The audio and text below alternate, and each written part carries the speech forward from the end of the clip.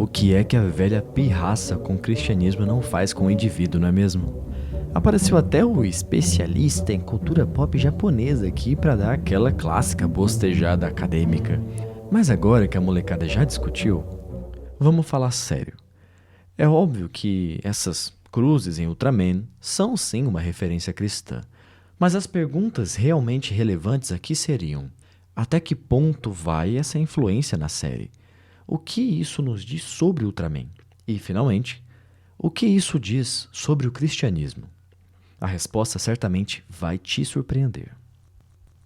Seja bem-vindo ao Nova Gênesis. Eu sou o Double Lamed, trazendo a vocês mais um Lamedelogia. Eu quero começar, inclusive, agradecendo em nome da Última Thule aos responsáveis pela discussão aí do Twitter. Já era hora de falarmos sobre Ultraman e como essa série é um verdadeiro evangelho plenamente sagrado e uma das franquias mais importantes de todas. Então, já deixa aí o seu like, compartilhe com seus amigos e se inscreva caso ainda não seja inscrito. E dito isso, sigam-me os bons. Vamos lá. Para começar, o criador de Ultraman, Eiji Tsuburaya, era católico. Ele vem de uma família católica. Depois que sua mãe morreu, ele passou por vários lares e se tornou budista por algum tempo, mas retornaria à sua religião original ao casar-se com uma católica. Até onde se fala sobre ele, era um católico muito devoto, inclusive. E só isso já joga uma luz enorme na situação. E olha que mal começamos o vídeo. Mas também é importante, claro, que Ultraman passa longe de ser qualquer tipo de proselitismo católico. É algo muito mais sublime que isso. Acontece que a maneira do japonês lidar com a espiritualidade é muito diferente da maneira ocidental. E esse assunto vai ser, digamos, a base desse Lamedelogia. Tem até alguns estudiosos que chamam o Tsuburaya de Tolkien japonês. E vamos demonstrar como isso faz muito sentido ao longo do vídeo. Quando ele criou a Tsuburaya Productions, que agora mudou de nome de forma muito significativa para Tsuburaya Imagination, ele chamou para trabalhar com ele dois caras que também eram cristãos, Shinichi Ichikawa e Shozo Uehara. Ichikawa trabalhou num episódio importante de Ultra Seven que tem referências cristãs, e o Shozo Uehara é um grande roteirista que depois trabalharia com Jaspion, que também vai ter mitologia cristã. Hajime Tsuburaya, seu filho, que vai produzir o Kaetekita Ultraman, também era católico. Então, primeiro, a gente já tem esse pano de fundo, o cristianismo como parte da cosmovisão dos envolvidos, e que vai inevitavelmente aparecer de alguma forma nas produções. No episódio 39 e 40 de Ultra Seven, por exemplo, os aliens Guts crucificam o Ultra Seven, literalmente. E esse episódio pode não ter sido escrito por um católico, já que o Keisuke Fujikawa não era, mas foi produzido e dirigido pelo Tsuburaya. Depois, em Ultraman Ace, episódios 13 e 14, tem outra situação. Esse foi escrito por Shigemitsu Takuchi e pelo Shinichi Ishikawa, um cristão. Os irmãos Ultra, nesses episódios, enfrentam um Ace Killer, uma cópia maligna do Ace, e o monstro chamado Baraba, Barrabás, né? E eles lutam num planeta chamado Gólgota. Nem mesmo deixaram a referência passar nas sombras. Tem um diálogo no episódio sobre Gólgota ser um nome referente à crucificação de Jesus. E é lá, nesse planeta, que todos os irmãos Ultra são crucificados. São pegos justamente porque sacrificaram quase todas as suas forças para que o Ace pudesse salvar a Terra. Vale mencionar os clássicos raios Ultra, uma rajada de energia que sai do sinal da cruz e derrota o mal. A coisa se explica por si só. Mas alguém poderia dizer que tudo isso é secundário, que são apenas referências e que isso não está no centro da história. Será mesmo?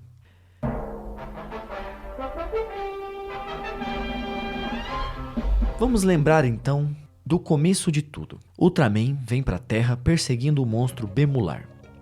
Acidentalmente, ele mata o Hayata e, para reparar tal erro, resolve dar sua própria vida para ele. Ele diz: "Vou te dar minha vida e vamos formar um só ser." Veja só, aí você já tem a doutrina da união hipostática de Cristo, um ser celeste que se funde com o ser humano para formar não dois, mas um só, a natureza divina com a humana. O que acontece é que, muito diferente de como o Ocidente pensa nessas coisas, na série nunca é dada uma explicação para isso. Aliás, por aqui rola um fenômeno muito curioso. De vez em quando você encontra textos de ocidentais tentando explicar como acontece essa transformação. Ou seja, é a mentalidade da teologia ocidental, de tentar explicar tudo exaustivamente, só que aplicada a Ultraman. De que importa explicar esse tipo de coisa? O que mais importa é que Ultraman se fez homem.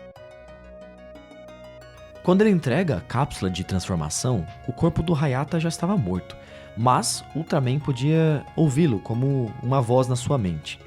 Hayata pergunta então o que vai acontecer quando ele usar a cápsula, ao que Ultraman responde: "Não tenha medo." Essa frase, "não temas", Jesus fala várias vezes nos evangelhos. Por exemplo, quando ele vai ressuscitar a filha de Jairo, em Marcos 5:36. E Jesus, tendo ouvido essas palavras, disse ao principal da sinagoga: "Não temas, crê somente." Ou quando ele vai se aproximando dos discípulos na tempestade, em que ele também diz: "Não temam." Importante lembrar também que essas são exatamente as palavras que o anjo diz a Maria quando vai anunciar a vinda de Cristo. Então, isso tudo é muito relevante.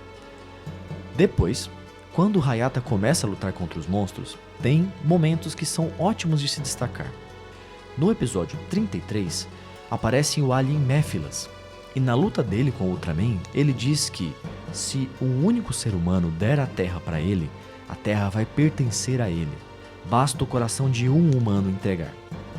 O Hayata vai confrontar ele, e ele, sabendo que o Hayata é o Ultraman, pergunta: "Por que você está fazendo isso? Você é um ser espacial também ou é um ser humano?" E o Hayata fala: "Eu sou as duas coisas." Você veio do espaço ou é terráqueo?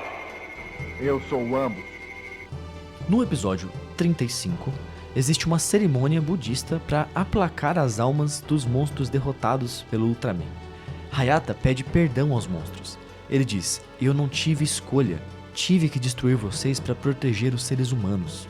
Algo que remete à postura de Jesus quando diz: "Pai, perdoa-lhes, porque não sabem o que fazem."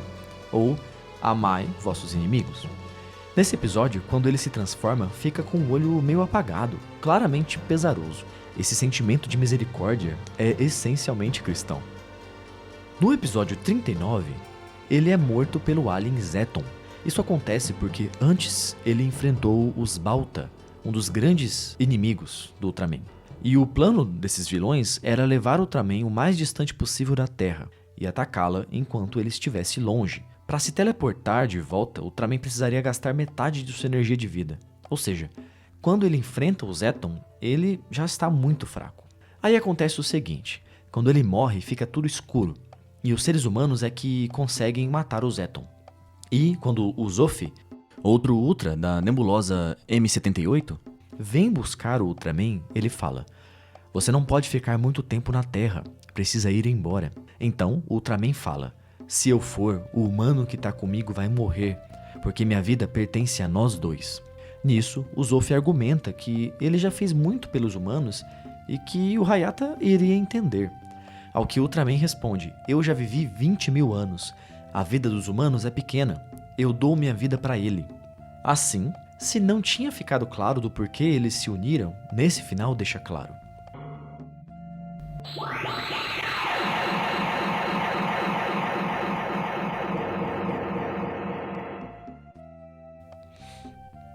No Kaetekita Ultraman, o regresso de Ultraman, quando o Ultra chega e luta com os monstros, ninguém consegue ver. As pessoas só conseguem ver que algo invisível está atacando os kaijus. Então, quando o Hideki Go morre tentando salvar uma criança e Ultraman fala com ele para trazê-lo de volta, Go vê um reflexo do Ultraman lutando.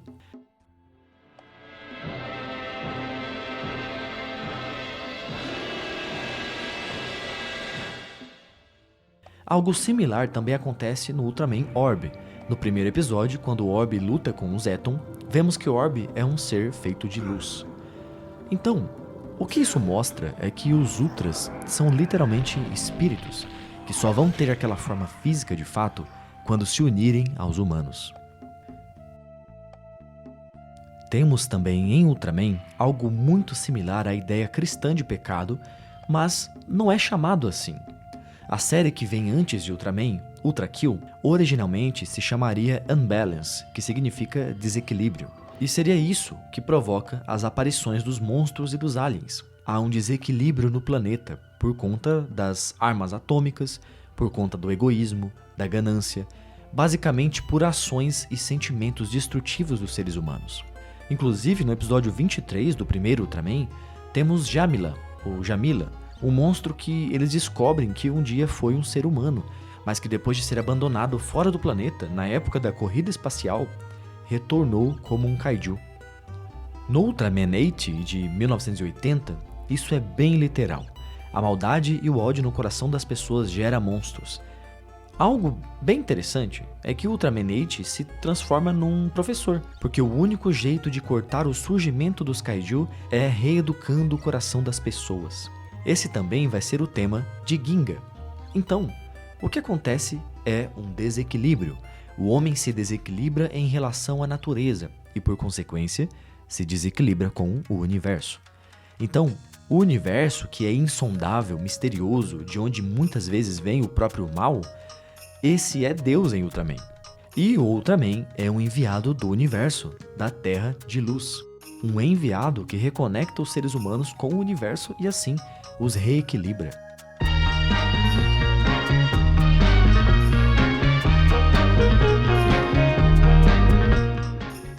Continuando, vamos ver um trecho dessa matéria aqui que saiu no Jovem Nerd falando sobre o anime de Ultraman da Netflix.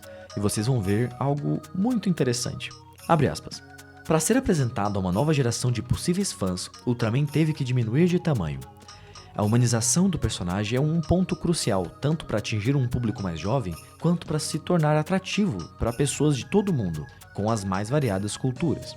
Para Kamiyama, a forma gigantesca do Ultraman original era intrinsecamente ligada à forma com que os japoneses costumam retratar suas divindades, criando estátuas gigantescas como uma maneira de homenageá-las. O diretor ainda citou que os brasileiros não tiveram tanto estranhamento em relação aos heróis colossais, justamente por estarem acostumados com a figura do Cristo Redentor. Fecha aspas. Ultraman é um sucesso estrondoso no Japão, a ponto de modelar a própria cultura pop japonesa como um todo. Mas fora do Japão, ele não fez muito sucesso, com exceção de alguns poucos países e principalmente Brasil. O porquê disso ninguém sabia exatamente, mas o Kamiyama fala que no Brasil foi diferente por causa da nossa estátua do Cristo Redentor. Então os brasileiros foram sensorialmente adaptados a pensar no Deus da nação deles como um gigante. Só pensa como essa conexão é relevante pra gente. Outra coisa surpreendente, no Shin Ultraman de Hideaki Anno, o Zeton não é um monstro. Ele é uma arma que vem do mundo de luz para destruir a Terra e ele vira uma cruz. Ou seja, o Ultraman morre enfrentando uma cruz, o símbolo da condenação humana. Aliás, o Zeton Arma vai destruir a humanidade justamente porque a humanidade descobriu que eles podem se fundir perfeitamente com seres alienígenas, a partir da fusão do Ultraman com o Team de Kaminaga. Ou seja, a união e a misericórdia que o Ultraman tem para com os seres humanos traz uma novidade, tanto para o bem quanto para o mal. E tem mais. O Hideaki Anno, quando fez o Shin Ultraman, resolveu buscar o primeiro design de Ultraman. Estamos falando da, digamos, trilogia Shin. Tanto o Shin Ultraman, quanto o Shin Godzilla e Shin Kamen Rider são um retorno àquilo que os seus criadores queriam fazer. Em outro momento, vamos meditar sobre o sentido da palavra Shin, que também quer dizer tanto novo quanto verdadeiro. O fato é que o Anno tirou até o Color Timer do design do Ultra, uma das modificações que desagradava o criador do design original. Esse designer se chamava Narita Touro e foi o grande responsável pela figura do Ultraman. Mas com o tempo, ele foi tendo o nome dele afastado. Então, o Anu procurou a família dele, falou com Kairi Narita, o filho, e estava atrás de uma imagem específica. Já já a gente chega em qual imagem foi essa. Quando o Narita desenhou o Ultraman no início, ele desenhou o Ultraman meio monstruoso, e o Tsuburaya não gostou. Aí ele foi humanizando o design. Inclusive, Benlar, o nome de um kaiju, era o nome original do Ultraman. Depois, ele foi mudando para Redman, e houveram 3 versões desse Redman, até chegar naquela imagem como a conhecemos, o Ultraman com cara de peixe. Se liguem em quais foram as inspirações para esse design. Primeiro, ele encontrou um livro sobre arte egípcia e grega e viu os conceitos de Maat, cosmos, e ele então entendeu que se Ultraman enfrentar os kaiju, Ultraman seria uma expressão da ordem cósmica. Porque kaiju no Japão é algo que não é puramente biológico, longe da ideia americana de kaiju e de catástrofe. Eles são o caos. Ultraman seria a ordem. E depois, por inspiração do budismo, das faces serenas dos Budas, ele construiu o rosto do Ultraman. Então quer dizer, ordem e a iluminação, a paz inabalável do Buda iluminado. Diz aí se isso não é foda. Agora, vamos ler o discurso do filho dele sobre o que aconteceu e vocês vão ver a importância dessas coisas. Abre aspas. Não vou esquecer a vez em que Hideaki Anno nos visitou no início da primavera no ano passado e disse: quero fazer a encarnação da verdade, da justiça e da beleza. Fiquei tão feliz que não conseguia acreditar no que ouvia. Meu pai, Toru Narita, amava profundamente e tinha orgulho do Ultraman que ele criou por tentativa e erro. Ao mesmo tempo, seu nome como criador de Ultraman foi apagado dos créditos. O design foi alterado e continua a ser usado comercialmente, criando sentimentos de profunda tristeza e desespero. Ele foi mal compreendido e caluniado por falar honestamente sobre isso. Meu pai faleceu em 2002, sem que sua tristeza fosse curada, mas fui criado sentindo orgulho dele, às vezes triste, mas sempre com respeito. Lembro-me das palavras do meu pai. A coisa real permanece, então seja o que é real. Encarnação da Verdade, da Justiça e da Beleza é uma pintura a óleo na qual meu pai dedicou toda a sua vida como artista. Essa pintura tocou a sensibilidade do Sr. Anno como se ele ainda estivesse assistindo Ultraman quando criança, mais de 50 anos atrás. Estou animado para ver como ele reaparecerá na tela com o Shin Ultraman. Fecha aspas. Esse quadro tem uma história muito interessante também, principalmente porque ele foi concebido enquanto Narita estudava desenho em Aomori, justamente a cidade onde existe o famoso túmulo de Jesus Cristo. Nessa época, ele conheceu o artista Abe Gosei, um artista que tinha trabalhado na Sibéria e que naquele momento estava estudando junto com ele em Aomori. Esse pintor um dia disse o seguinte para ele: o que você quer pintar? Você vai encontrar a fonte no teu coração, nas tuas emoções.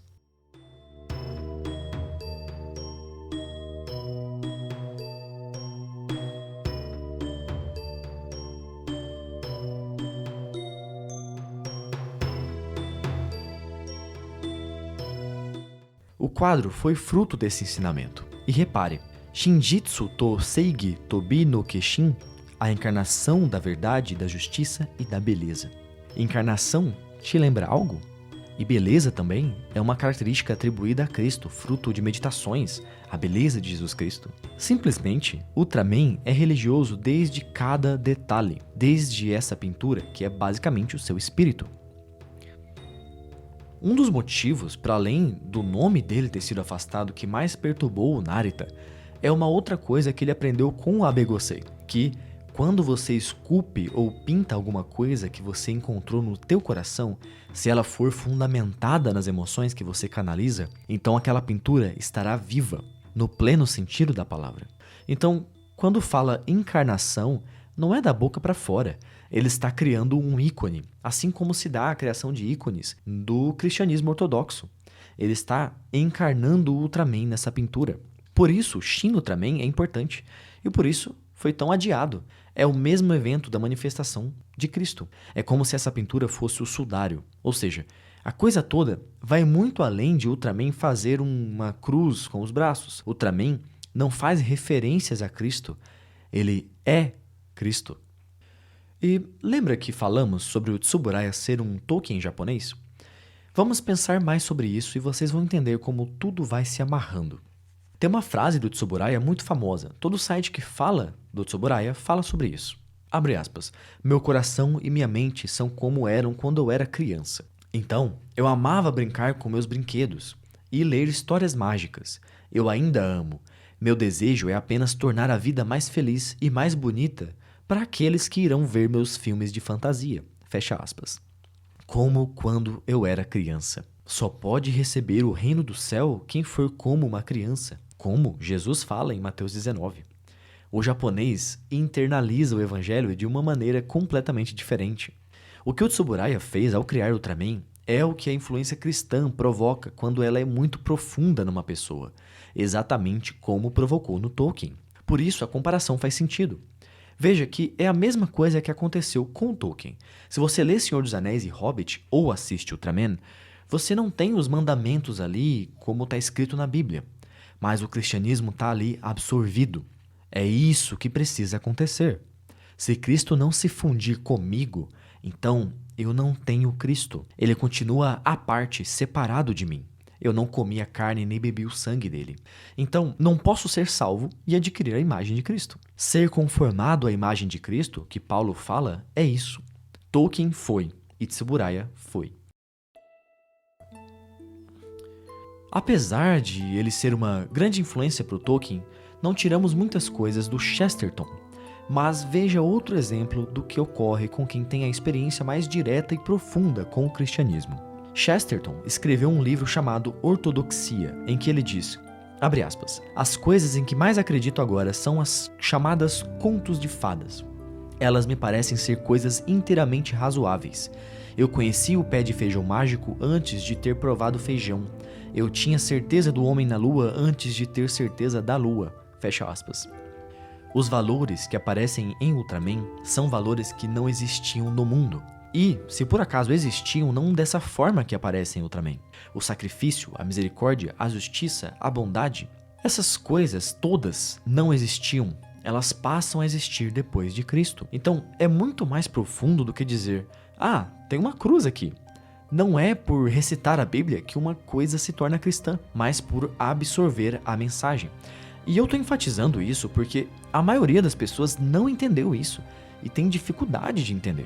Reparem, por exemplo, que na Bíblia os fariseus entendiam muito sobre os textos sagrados, mas ainda assim não perceberam a chegada do Messias. O anúncio do nascimento dele foi dado para magos do Oriente, muito provavelmente magos persas da religião de Zoroastro. Eles que receberam. Hoje é a mesma coisa. O povo da Bíblia, o povo do Evangelho, continua cometendo os mesmos erros, apegados à letra morta, sem perceber os sinais da vinda de Cristo, sem verem quando ele passa por eles maltrapilho e sem ver quando ele está passando num programa infantil, entre aspas. E ainda não acabamos. Vamos ver outro ponto sobre o que Ultraman é. Muitas vezes vamos ver falarem que Ultraman trabalha com a justiça. Por que justiça? A gente pensa uma coisa de justiça que não é bem o que está sendo falado. Justiça tem a ver com equilíbrio, ou seja, o Ultraman vem restabelecer essa justiça, justificar o homem. É a linguagem bíblica. Só que não é em um teor moral, é cósmica. E por ser cósmica, é uma linguagem transcendente. Novamente, Ultraman sendo o próprio Cristo. Orígenes, no Contra Celso, falou sobre isso, que depois que as pessoas são curadas do pecado, Cristo se manifesta em outras formas. O ponto que estamos adentrando aqui é de como o cristianismo se desdobra no coração de alguém que tem formação budista e shintoísta. O que acontece é o desvelar do Yamato Damashi, o verdadeiro espírito cristão. Esse espírito autenticamente japonês é o cristianismo assimilado, internalizado ao ponto da identificação.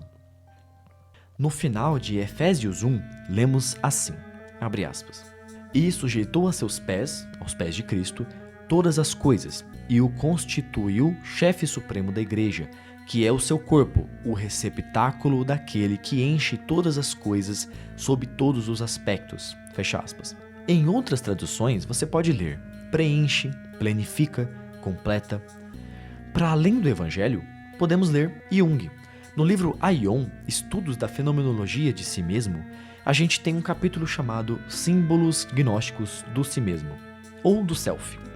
em que podemos ler o seguinte, abre aspas, por essas referências, não é difícil perceber que Cristo foi assimilado pelos símbolos que também valem para o reino de Deus, como por exemplo, o grão de mostarda, o tesouro escondido e a pérola preciosa.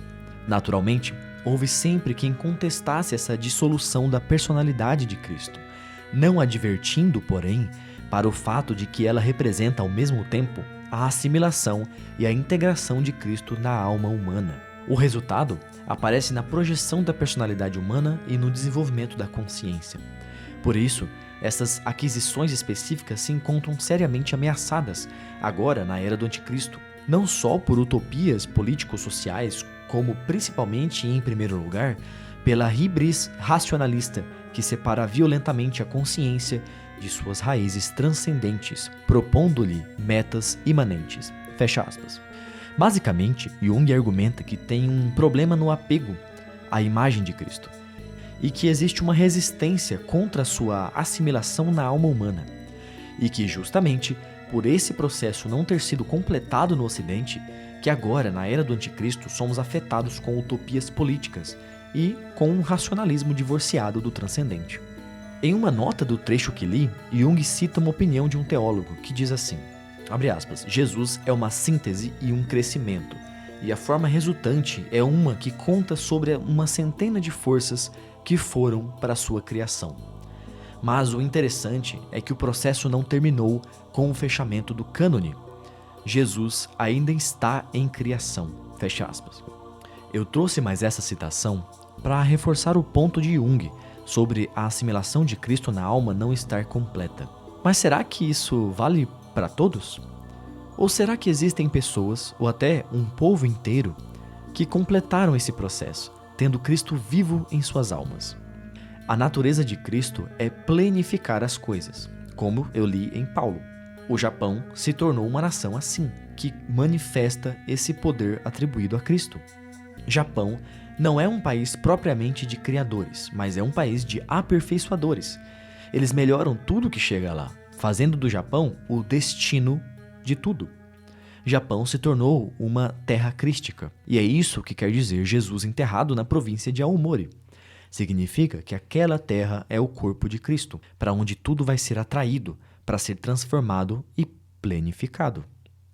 E, bom, antes de encerrarmos esse vídeo, eu não posso deixar de comentar uma sincronicidade sinistra que ocorreu na semana que estávamos bolando esse roteiro, que curiosamente foi pouco antes dos perigosos alertas que tivemos no Japão recentemente. Esse vídeo demorou pra caramba pra sair. Nós falamos sobre uma pintura do Ultraman, certo? Ocorreu que na semana que estávamos reunindo todas essas informações, nós recebemos uma visita aqui na nave.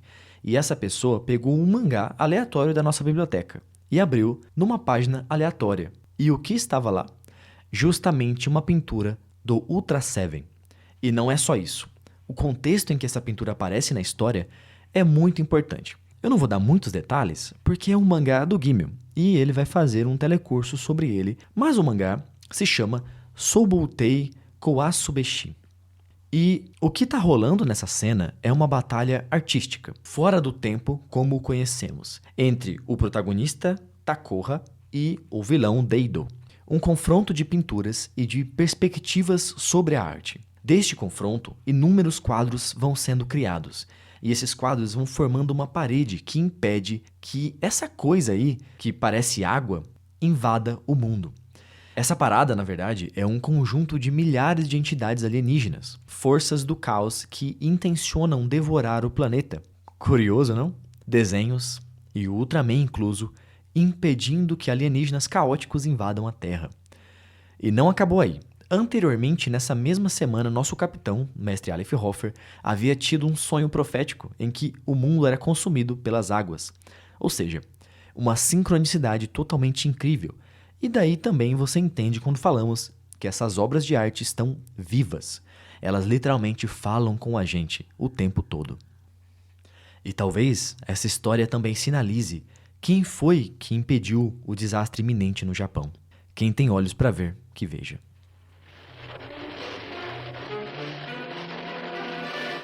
Enfim, O que acredito ter ficado claro nesse vídeo é como existe uma forma diferente de um povo shintoísta expressar o cristianismo.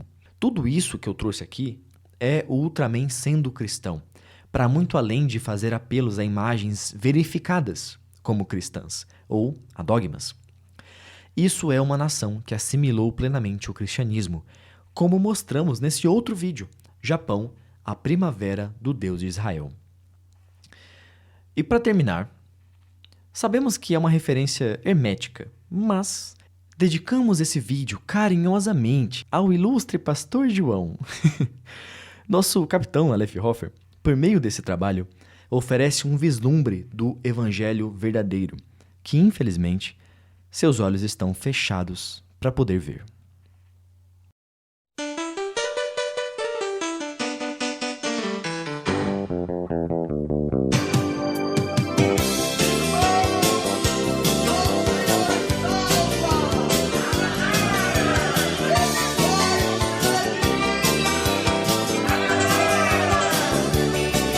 Eu não sei se o céu ou o inferno, qual dos dois você vai ter que encarar.